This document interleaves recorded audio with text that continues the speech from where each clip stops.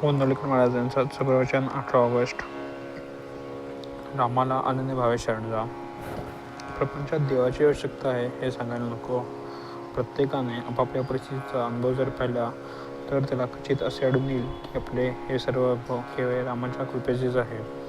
जो काही पैसा कामावर मिळतो तो सर्व भगवंताच्या कृपेमुळेच आहे हे प्रत्येकजण जाणून आहे. म्हणून जे कर्म आपल्या हातून घडत असते ते त्याच्याच सत्तेने होत असते याची खात्री बाळगून कोणत्याही बऱ्या वाईट कर्माचा अभिमान धरू नका किंवा खेदी करू नका.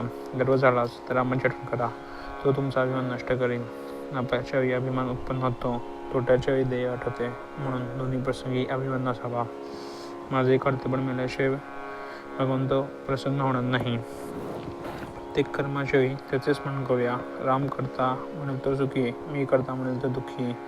लहान मुलाप्रमाणेच निरभिमान असावे. रामाला सर्व समर्पण करू आणि समाधान मानून घेऊ. रामाला शरण जावे आणि मजेने असावे. आनंदाने संसार करावा. तुझ्या नामस्मरणाची गोडी दे हेच मागावे. प्रत्येक गोष्ट भगवंताच्या इच्छेने होते आहे हे समजून समाधानात राहा. वाटाबद्दल कंटाळा किंवा सुखाबद्दल आसक्ती नको. असे वागल्याने हवे नको पण नाहीसे होते आणि अंपणाला जागा सोडत नाही. तेव्हा आता एक रामाला अनन्य शरण जा.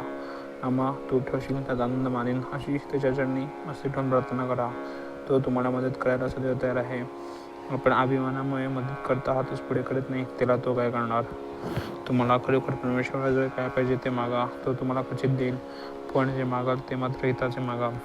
समर्थ रामदास हे मनोभावे रामाचे दास झाले म्हणून ते समर्थ होऊ शकले. ज्याने जगताची आस सोडली आणि रामाची सेवा पत्करली. जो जगाचा स्वामी होईल. म्हातारे असतील त्यांनी भगवत जनाजवळ आपला वेळ घालवावा आणि तरुण असतील त्यांनी भगवत स्मरणाचं कर्तव्य चुकू नये. हा संबंधाचा मार्ग आहे.